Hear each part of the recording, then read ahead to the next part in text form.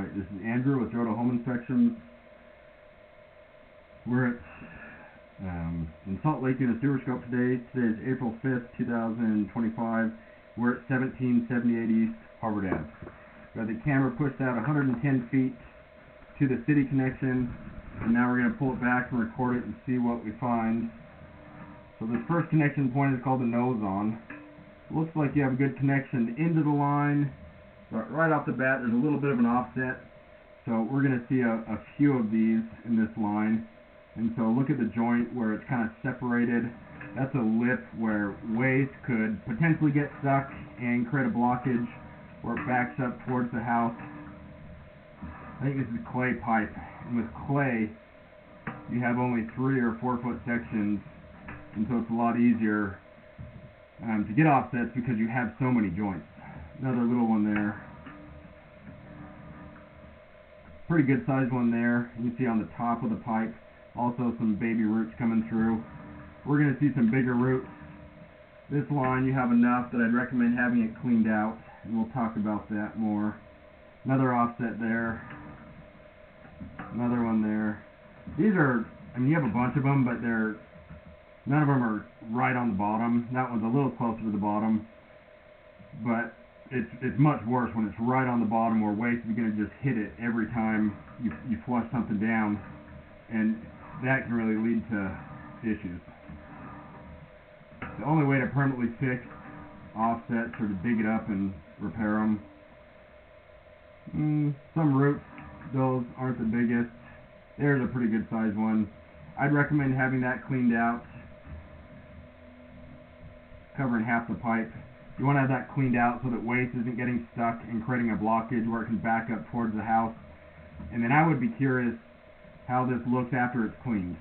When you have that many roots coming through one spot, it could just be through the joint, which is fine. Could be that there's a break. Could be that there's a clean out right there.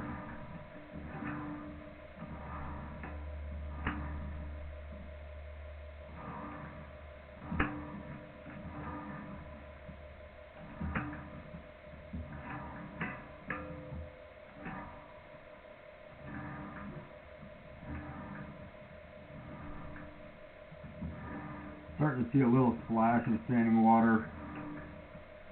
We're going to see a lot more of that once we get under the house, which is not a good thing. More roots there. So another reason to have it hydro-jetted. And again, you want to have it jetted and then looked at again. That way you can see those areas that are concealed by the roots.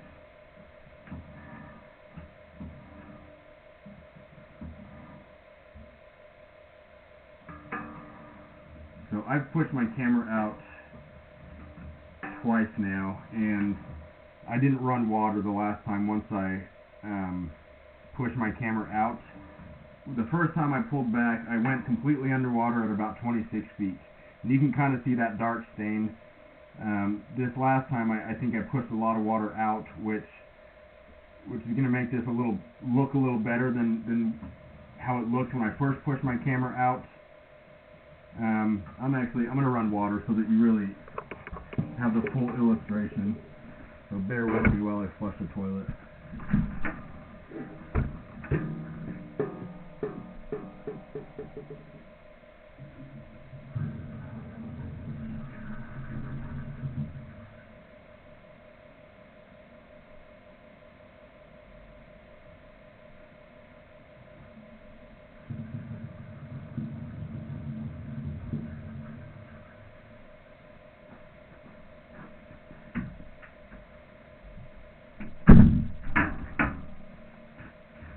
Okay, so when we go underwater, that's a sign that the line is flat or has a belly. So you'll notice that not only do you have standing water, but my camera is starting to go underwater. That's kind of the rule of thumb for me. Once it's covering my camera head, that makes it more concerning. When you have a belly like this, grease can build up and create a sticky spot, and then waste can get stuck enough to where you get a blockage where it backs up towards the house. Only being 25 feet out, I think we're going to be under the house in this area. And so a lot harder to get to than when you're out in the yard and you can just dig up the grass. This is to get to a lot of this line. When it's under the house, you have to open up the finished space, open up the slab in the basement, and dig to get to the sewer line. It's possible that it shoots out the side of the house, and so it would be worth having it located, but not good when we're completely underwater here.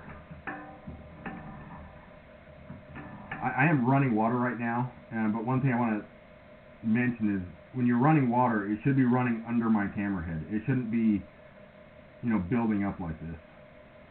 I also have a skid on my camera head which lifts it a good 3/4 of an inch, and so there's no reason that we should ever be underwater. Starting to come out of it there. This is cast iron. Cast iron gets real rough and rusty. Eventually it will need to be replaced. You can have cast iron cleaned, which makes it smoother and prevents waste from getting stuck. But certainly the biggest concern with this line is that it's flat under the house. And it's unpredictable. A lot of people can have a belly for years and have it not cause backups. Other people, use it slightly differently and can have issues with it. The only way to permanently fix a belly is to dig it up and re-slope it. You could clean it. That helps. That prevents waste from getting stuck, cleans out the grease, especially with the cast. You could have it put coated, where they use a chain to cut off all that rust and scale. But the only way to permanently fix that grade is to dig it up. I'm going to end this recording now. Well, actually, one other thing I'm going to mention. You could get insurance on this line. HomeServe is really common, and I would recommend getting it. But that generally covers what's outside the house. To cover what's under the house, you'd probably have to get the interior line service, which doesn't cover nearly as much. I think the regular sewer insurance covers $10 grand, but that's outside the house. The regular interior plumbing covers, I think, $3,500. So that's not going to make much of a dent if you do open up that slab. I'm going to end this recording now.